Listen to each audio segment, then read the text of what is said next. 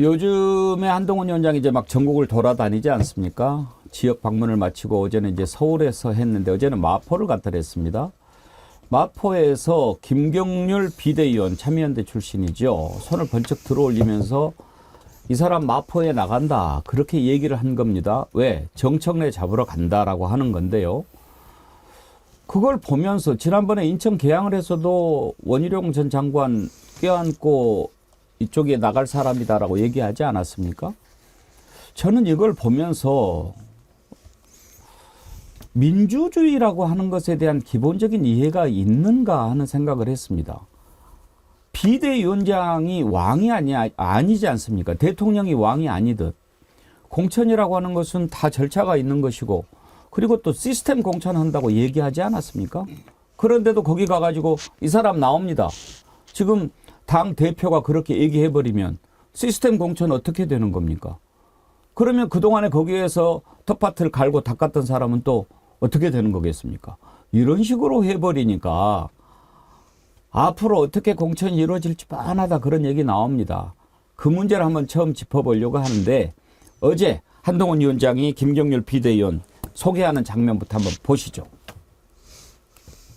서울 마포 지역구에 더불어민주당의 정청래 의원이 있습니다. 개딸 민주주의, 개딸 전체주의, 운동권의 특권 정치, 이재명 개인 사당으로 변질된 안타까운 지금의 민주당을 상징하는 얼굴이 바로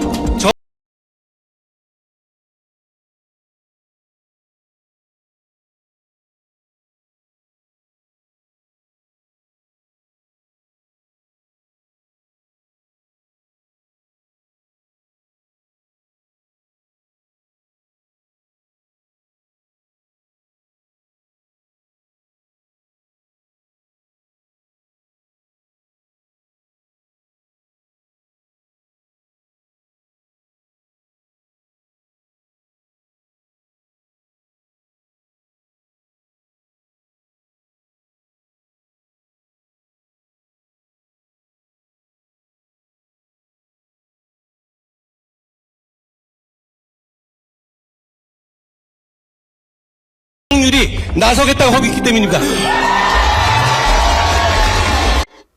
자, 저렇게 김경률 비대위원을 띄웠습니다. 김경률 비대위원 얘기도 들어볼까요?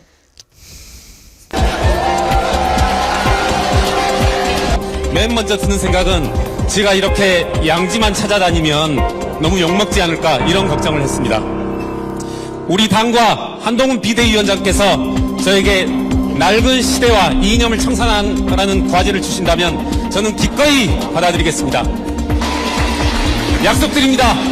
술잔이 식기 전에 돌아오겠습니다. 감사합니다. 술잔이 식기 전에 돌아오겠다. 관우가 했던 얘기인가요? 그런데 지금 자막에 김경률 비대위원인데 한동훈 비대위원장으로 좀 잘못 나갔군요. 여러분 이해해 주십시오. 조금 더 보도록 하겠습니다. 자, 이렇게 김경률 비대위원이 마치 마포의 공천이 된 것처럼 얘기를 하니까 거기에 그동안 갈고 닦아왔던 사람이 있을 것 아닙니까? 김성동 당협위원장입니다. 김수환 전 국회의장의 아들이기도 하죠. 그동안에 계속 갈고 닦아왔는데 얼마나 황당했겠습니까? 지지자들의 목소리 들어보죠. 당혹스러웠고요. 또 한편으로는 참 전혀 생각지 않았던 의외의 말씀이어서 좀 놀랬죠. 어떤 사람은 사지로까지 부르는데 이 지역에서 그래도 뭔가 정치적인 그런 나름대로의 목표가 있어서 국회의원 되고 안 되는 목표가 아니라 새로운 한국 정치의 희망의 물꼬를 트기 위해서 정말 그렇게 견뎌오고 지켜왔는데 의외로 그렇게 그 공개된 자리에서 정말 이런 반구 그 사전 말씀 없이 누구 공천자를 이렇게 지목하다시피 하면서 또 단상에 세우고 이런 거 보면서 여러 가지 상념이 컸습니다. 네. 예, 당사자 얘기까지 들어봤는데요. 자, 윤경호 소장님. 아니, 공천을 절차가 이렇게 있잖아요. 그 걸쳐서 해야지. 가가지고 이렇게 손들어 버리면 어떻게 되겠어요? 그러니까 저는 우선 첫째 사고지구당인가라는 생각을 했어요. 그러니까 사고지구당이라는 게 당협위원장 부재 중인 지역이잖아요. 뭐 특정한 의원이 탈당을 했다든가 아니면 무슨 다른 연유로 비워져 있는. 근데 지금 나왔듯이 김수환 국회의장 아들 12년 동안 공을 들였더만요. 저기서 2년여 정도 비례대표긴 하지만 뭐 국회의원도 했고. 그것보다 저는 이 김경률이라는 당사자가 요즘 하도 뭐 혁신위원, 비대위원, 공관위원 감투가 하도 많아서 정확히 뭔가 찾아봤더니 지금 비대위원이더만요. 그러면 이제 흔히 말하는 심판이 지금 선수로 뛰겠다고 갑자기 이 위치가 바뀌어버린 셈이잖아요. 그러면 이런 사람들은 처음부터 비대위원이라는 자리를 가지 말았어야죠.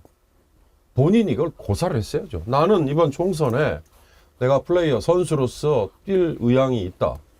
뭐 예를 들어서 어느 지역에 특정하게 공을 들였으면 그걸 미리 말했거나 아니면 다른 지역이라도 당에서 보내준다면 난 가겠다라고 했어야 이게 흔히 말하는 페어플레이가 되는 건데 그렇지 않았다는 거에서 아까 앵커께서 말씀하신 것처럼 이게 무슨 민주주의냐.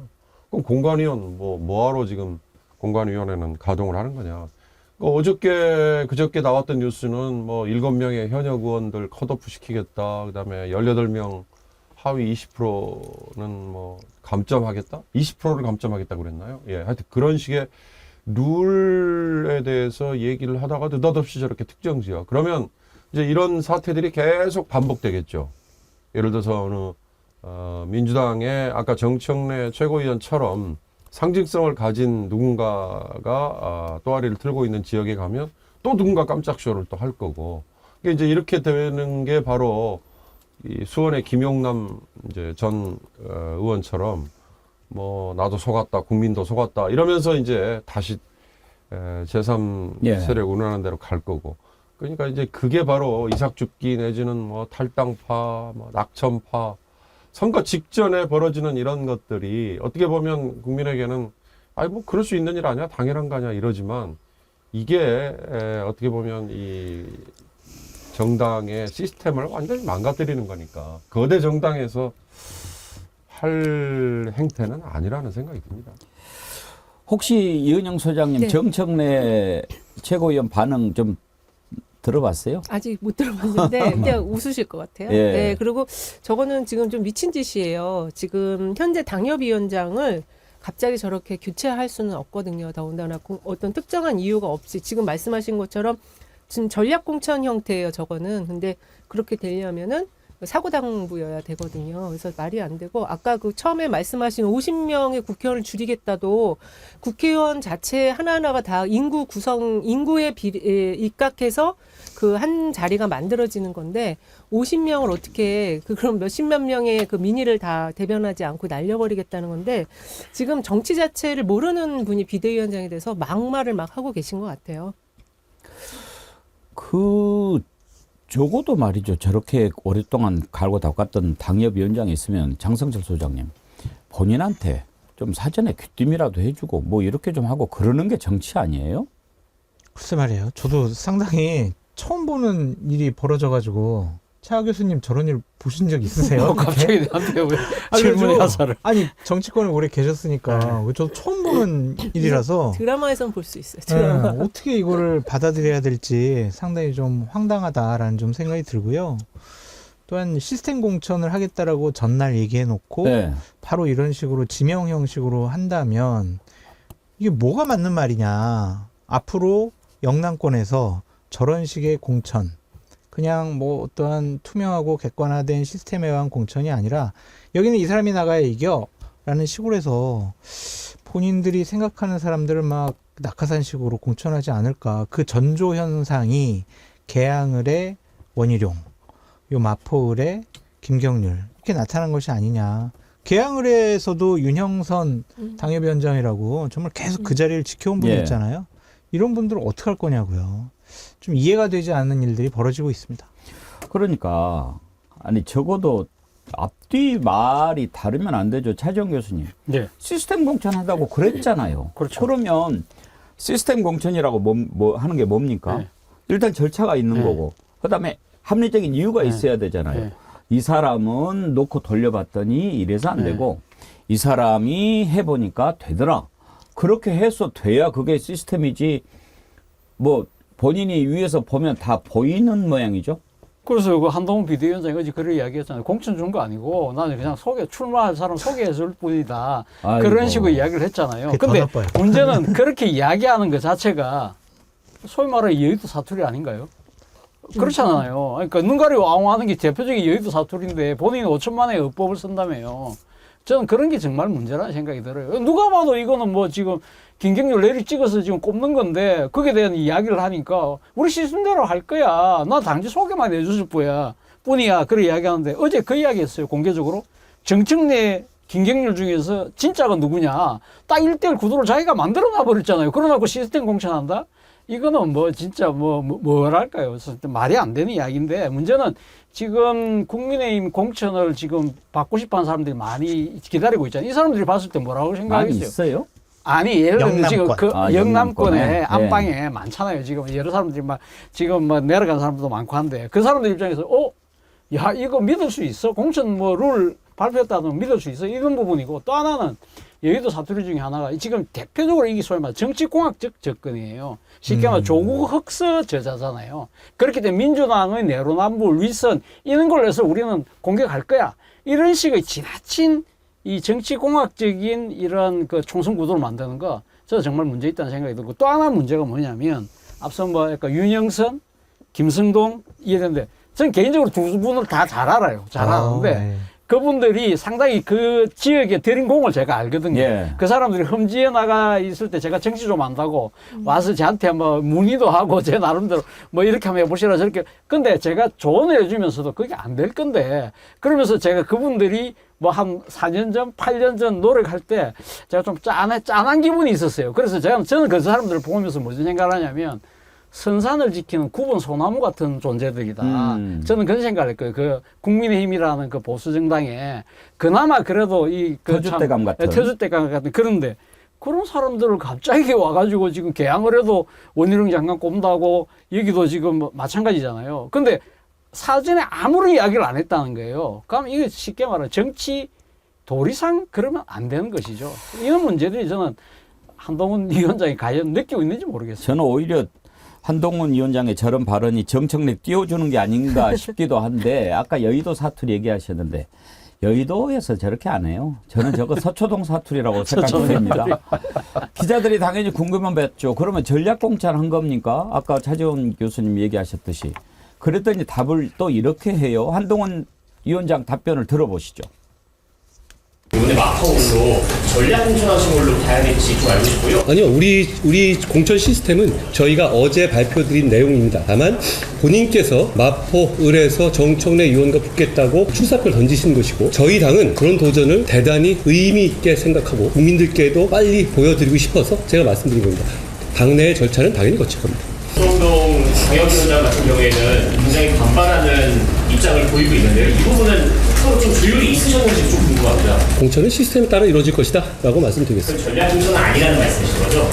도전자일 뿐이다. 거기에 중요한 도전자 있죠. 그 과정에서 그동안 계속 큰 차이를 져왔잖아요. 김경률 회계사는 누가 보더라도 위험이 큰 도전이지만 대의를 위해서 도전하겠다고 나서신 거기 때문에 그것은 충분히 우리 당으로는 의미를 부여할 만한 일이라고 생각합니다. 공개적으로 지지는 소개하는 게 불공정대가 있지 않을까라는 지적이 좀 있을 수도 있는데 이거는 공정해 보이는 정책. 상대가 정말로 경쟁을 하는 관계라면 당연히 안 그러겠죠. 그렇지만 이기는 경선도 공천에 중요하다고 말씀드렸죠. 그 균형점을 찾은 겁니다. 명백하게 저온 험지에서 도전하겠다고 이 초반에 나서주시는 것. 저는 큰 의미가 있다고 봅니다. 경선에 공정을 했다? 그렇게 말할 만한 상황은 전후 상황과 이 지역의 상황 그리고 저분을 영입하게 된 과정들을 보시면 꼭 그렇지는 않다고 이해하실 것 같아요. 윤경호 소장님, 저게 말입니까? 막걸리입니까? 그러니까 제가 한동훈 그런 평가 많이 했는데 말싸움 하는 거에는 나 뒤지지 않겠어. 저렇게 하면 지죠. 젊은 이준석도 처음에는 그런 모습. 그러니까 이제 저렇게 말로만 하다 보면 철학이라는 건 없고 그냥 이 새치허로 보여주는 뭐 잔재주 뭐 이런 건데요. 글쎄, 뭐 아까 저 보면서 전형적으로 술 먹고 나서 운전해놓고 아 이거 음주운전 아니야 이제 그 얘기하고 영락없이 똑같은 건데 모르겠습니다. 지금 한동훈 위원장의 얘기대로라면 김경률이라는 비대위원이 이제 마포 의뢰 아까 김성동 기존의 당협위원장과 이제 그러면 경쟁을 하도록 하겠다. 이제 이렇게 해석이 돼야 되는 거네요. 그죠? 근데 어느 정당이든 뭐 그렇게 아마 가겠죠. 기본적으로 여론조사 50%, 그다음에 권리당원들에 의한 당원 투표 50%. 이제 그 중에 감을 몇 %씩 적용하느냐. 이제 이 큰 그림으로 보면 이제 그거일 텐데. 근데 제가 항상 그 지론입니다. 국회의원 선거도요. 유권자들은 아마 제가 알기에 6개월로 알고 있어요. 그러니까 선거인 명부 폐쇄. 쉽게 말하면 주소 이전을 6개월 이전에 해야 유권자로서의 자격을 부여받죠. 그러면 출마할 사람들도 저는 그 규정이 적용이 돼야 그래야 지역구의 대표성을 확보한 사람들이 그 지역에 나올 수 있다. 근데 정작 생선가게 권한을 갖고 있는 국회의원들이 자기들이 선거구, 선거법, 기타 관련 선거제도의 개편에 대해서 개정에 대해서 권한을 쥐고 있잖아요. 이걸 뜯어 고쳐야 된다. 아까 국회의원 정수 50명 줄이는 거 역시 인구수에 비례하는 거, 행정구역과의 연계 그렇게 불쑥 던질 일이 아니잖아요. 그럼 이걸 국회에 맡겨놓지 말고 선관위든 또는 다른 별도의 기구든 아니면 상시 가동이 되는 어디선가 해야 되는 것 중에 하나다. 이제 각 당의 공천과 관련돼서는 정당별로 알아서 할 일이고요. 예. 반응을 좀 볼까요? 정어리 절찬리 모집 중 아이디 쓰시는 분은 본인은 무슨 말 하는지 알고 있을까요? 그런 의견 주셨고요. 졸귀택님, 동훈아, 공부 머리는 외워서 되지만 정치 경제는 마음을 열고 국민과 함께 하는 거야. 할 수 있겠어? 그런 의견 주셨고요. 김점숙님은 참 점잖게 주셨네요. 한동훈님, 기왕 정치판에 뛰어들었으니 모든 매너 좀 갖추시죠. 마이크 잡는 매너 턱 좀 내리고 천천히 말씀하시고 배운다는 자세로. 그건 조금 고치려고 노력하는 것 같더라고요. 방금 들어보니까 또 한 말하고 끊고 한마디 하고 끊고 그렇게는 하던데 그게 쉽게 고쳐지겠습니까? 아직도 윤석열 대통령 도리도리는 못 고치는 것 같은데.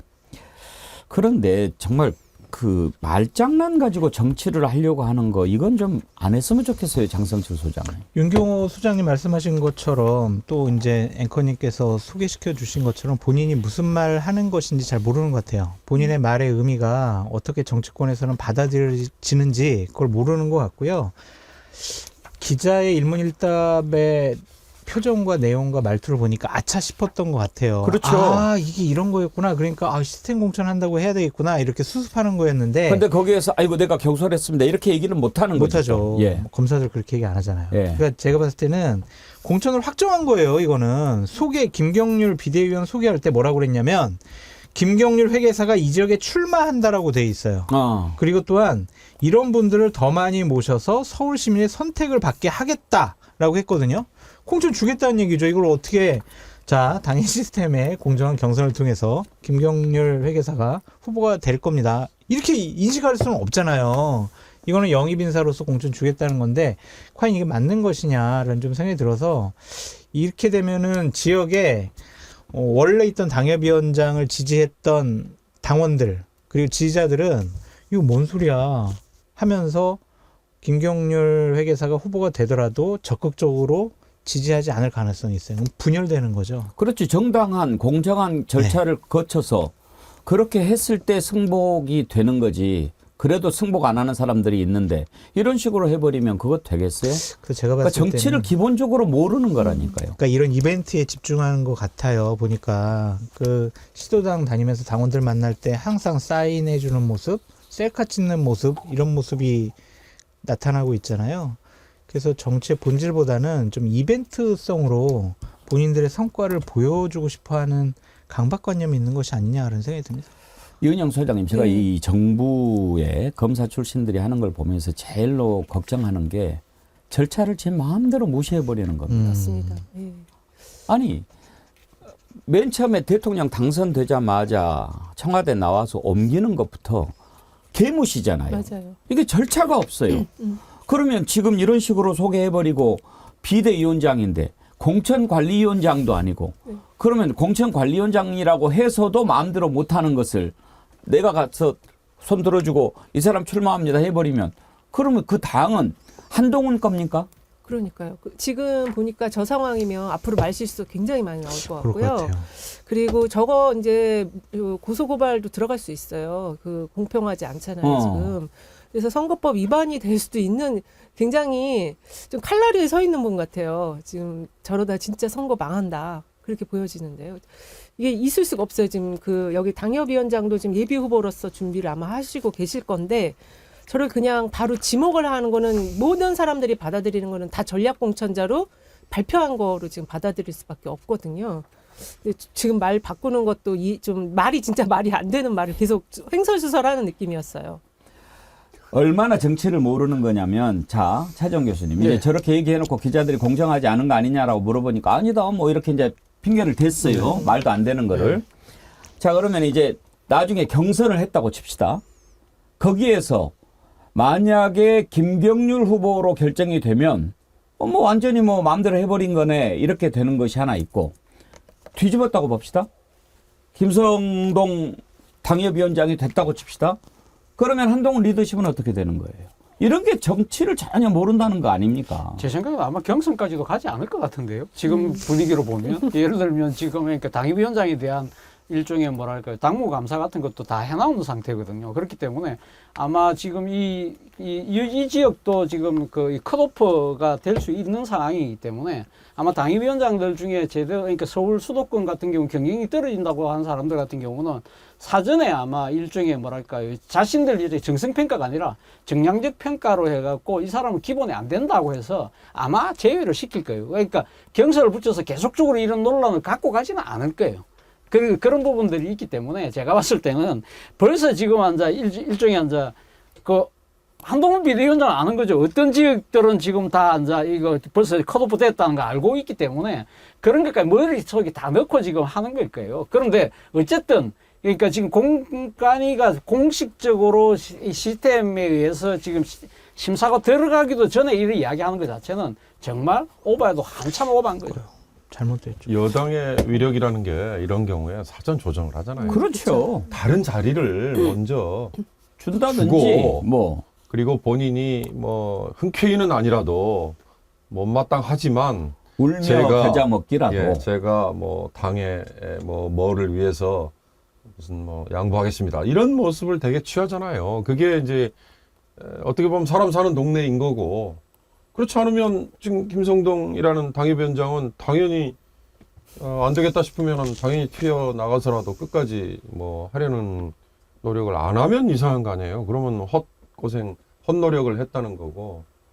그리고 중요한 거는 권리당원 등등을 포함한 그 지역에서 그 정청래라는 맞아요. 뭐 철옹성이 버티고 있는 지역에서 국민의힘으로 뭔가 여기서 해보겠다고 하는 유권자들 그분들이 그러면 이걸 받아들이겠느냐. 예. 그러니까 앵커께서 자꾸 말씀하신 것처럼 정말 정치를 몰라도 한참 모르는구나. 근데 우리 이은영 소장님은요, 이 제3자 관전할 때는 그렇게 말씀하셔도 되는데 지금은 아유 너무 좋아요 이렇게 말씀하셔야 되는 거 아니에요? 네. 민주당 입장에서 보면 저렇게 한동훈 위원장이 자꾸 헛발질을 해주는 게 네.